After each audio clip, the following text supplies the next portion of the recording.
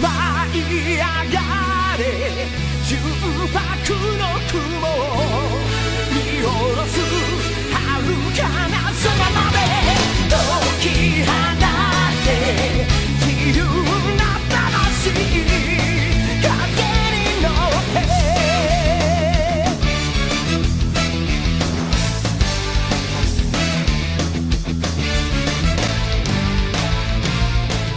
Dragon Ball. A sikeres és zsánerdefináló mangasorozat Toriyama Akirától, aki olyan videójátékokon dolgozott karakterdesignerként, mint a Dragon Quest sorozat, Chrono Trigger és Blue Dragon.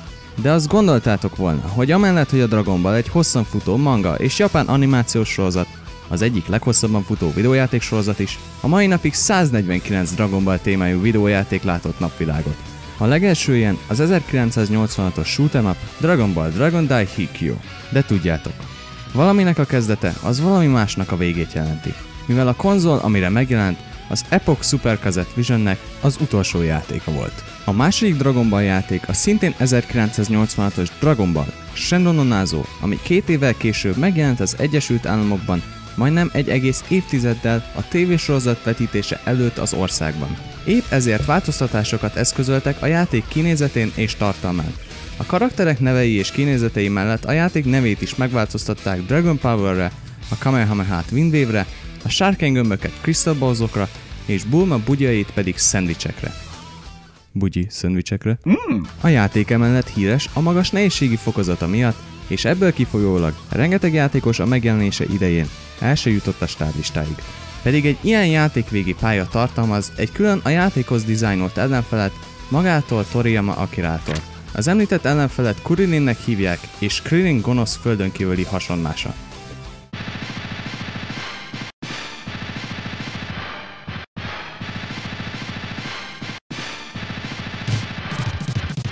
Tudtátok, hogy az 1994-es japán exkluzív játéktermi videójátéknak, a Dragon Ball Z VR Versusnek volt egy deluxe kiadása is, ami mozgásérzékelte irányítást tartalmazott a Sega Activator segítségével, ami a laikus nézőim számára nem más, mint a 90-es évek Kinectje. Más néven innováció a dobozban.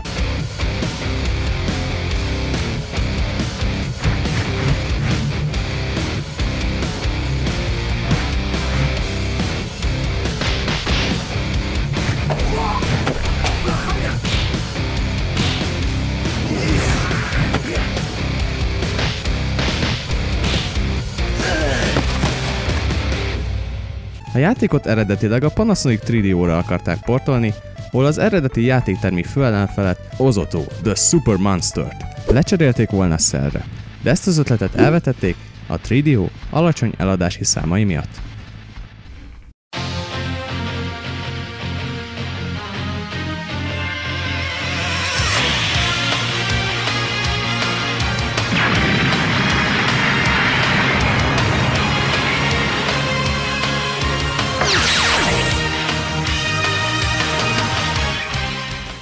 Az idősebb nézőim talán még emlékeznek az első Dragon Ball játékra, amire rá tudtuk tenni a piszkos, nem sárga kezünket. Dragon Ball GT Final Bout, ami kevesebb mint egy évvel a Dragon Ball Z vetítésének elkezdése után az Egyesült Államokban, és majdnem egy évvel a magyar televíziós vetítés előtt jelent meg hazánkba, így összezavarva oly sok új rajongót.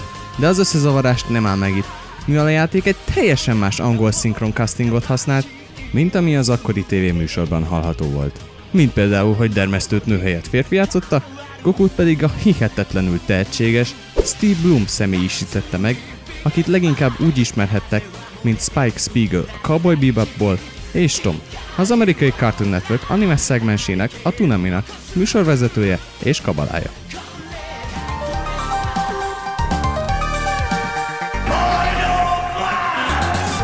A Game Boy Advance-es Legacy of Goku 2-ben található pár utalás Super Nintendo-s játékokra, melyek inspirálták a videójátékban használt mechanikákat. Ezen játékok egy elektronikai boltban találhatóak West City-ben, egy asztalon felsorakoztatva. Sorrendben az amerikai Final Fantasy 2, ami a japán eredeti negyedik része, a Legend of Zelda A Link to the Past, Super Metroid és a Secret of Mana.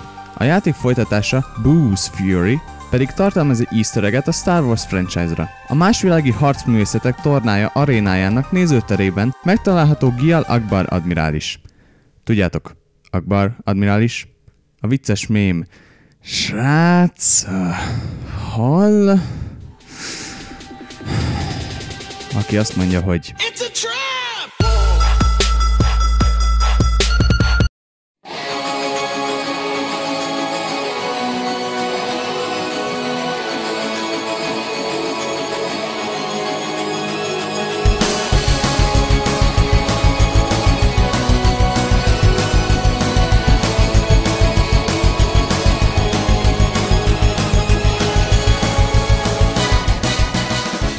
gondoltad volna, hogy a Dragon Ball Z Budokai Tenkaichi játékokat úgy ismerik Japánba, hogy Dragon Ball Z Sparking? Az angol szó Sparking már pedig egy utalás a sorozat japán nyitó számának dalszövegére. A világ többi részén a játékot a Tenkaichi Budokairól, azaz a harcművészetek nagy tornájának japán nevéről kapta, amely úgy fordítható, hogy a mennyek alatti legerősebbek harcművészeti tornája. Úgy gondolt, hogy a játék azért kapta ezt a nevet, hogy közelebb álljon az akkor népszerű Dragon Ball Z Budokai videójáték sorozathoz, ami pedig egy teljesen másik fejlesztő stúdiótól származik. A Budokai sorozat második részének japán kiadásában van egy extra pálya a story módban, amit eltávolítottak a világ többi részén történő megjelenésében. Ezen pályán belül Yamcha és Tien fúzionálnak, hogy megmérkőzhessenek dermesztő fiával, Kurizával. Kuriza eredetileg Toriyama Akira egyik crossover mangájából, a Neko Majinból származik, a játékban pedig dermesztő alternatív kosztümjeként szerepel.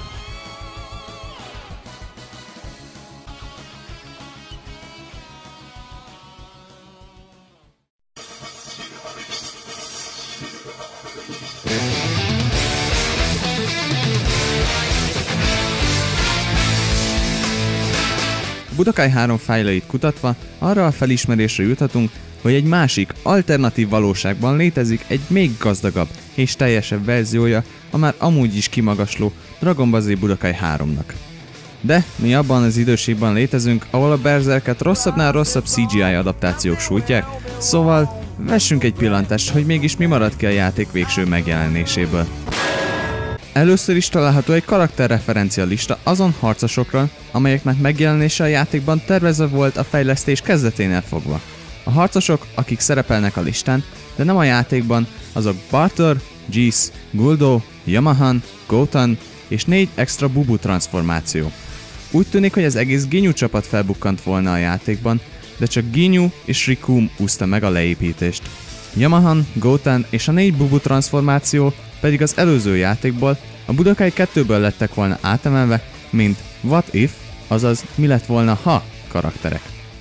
De vannak olyan karakterek is, akik még messzebb jutottak a fejlesztés során, de mint elődjeik, ők sem tudták elkerülni a szűk, időn belül történő dolgozás irat megsemmisítőjét. Ezt audiofájlok erősítik meg, melyben a harcművészetek tornájának felkonferálója mond be olyan neveket, mint Zarbon, Dodoria, Android 19, Bulma, Shin, ami Neptunus álneve az amerikai szinkronban.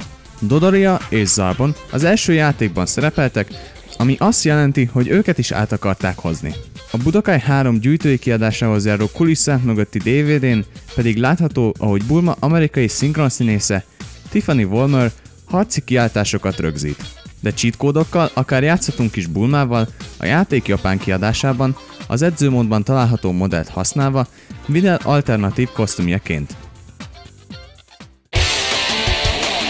Mélyebben a fájloknak nevezett nyúlőrekben rábukkanhatunk, hogy eredetileg az összes játszható karakternek saját személyre szabott kampánya lett volna a Dragon Universe módban.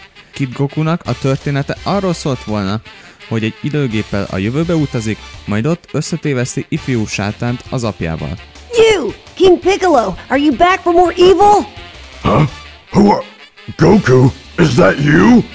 A Cybermannek arról, hogy az egyikük túléli a földön való ütközetet, majd Gohannal, Krillinnel és Bulmával tart Namekra. Come to think of it, you guys have it pretty rough, huh? Just a tool for those Saiyans. Cell Juniornak arról, ahogy elárulja az apját, hogy Gokuék oldalát erősítse az ellene folytatott harcban. What? What is it, my son? You would turn on me, your own father? I know what you're planning! A jövőbeli Trunksnak pedig Brolyval való konfrontációjáról szólt volna, ami után visszautazik az időben, hogy figyelmeztesse Gohanékat. Who is is this guy? Is he the one generating all this power? Kakarot! Kakarot! He's gone. I don't think I could have lasted too much longer. Well, there's no more I can do here. I better go warn Gohan. Ennek a történetnek a maradványa ez a kis szöveg felnőtt Gohan sztori módjában. 2012. novemberében újra kiadást kapott a Budokai 1 és 3 magasabb felbontásban a Dragon Ball Z Budokai HD Collection keretein belül. Az eredeti kiadás majdnem minden aspektusa hűen lett a következő generációra átemelve, 2 dolgot leszámítva, és az egyik ilyen a zene. Az eredeti zenei számokat kicserélték az amerikai Budokai Tenkaichi sorozatban hallhatókra, mivel a zeneszerzőt, Kenji Yamamotót plagizálással vádolták meg 2011-ben a következő zenei hasonlóságok miatt. A Super Butoden 2-ben a zeneszám, melyet csak úgy neveznek, hogy Cell Team, és a Pink Floyd One of Those Days-e.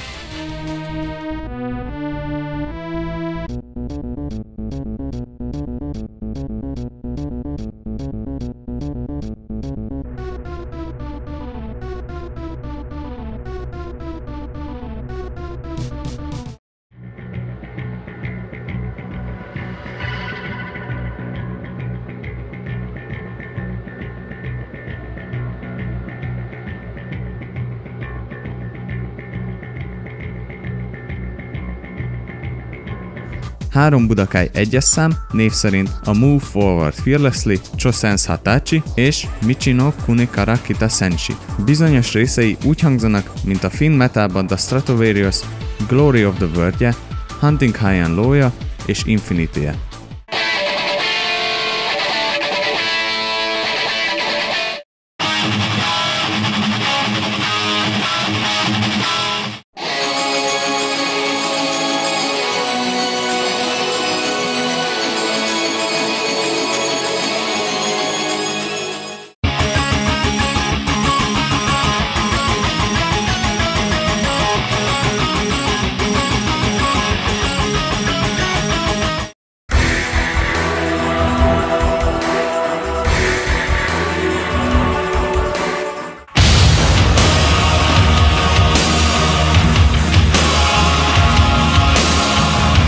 A heavy metal zene egyik pionírja, a Black Sabbath egyik legnépszerűbb száma, Iron Man és a Budokai első részéből származó Senritsu no Toki.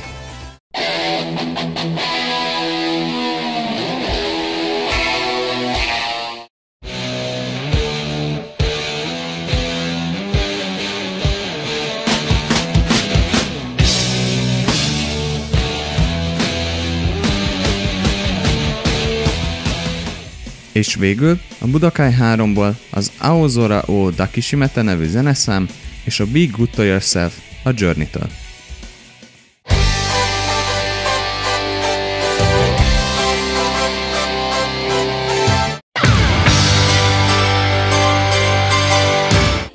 A másik megváltoztatott elem ezekben a kiadásokban a játék erőszakosabbnak vélt jelenetei a kiadótól, mint a vér eltávolítása átvezető mozikban az első részben, és Broly Ultimate Attack-je a harmadik részből.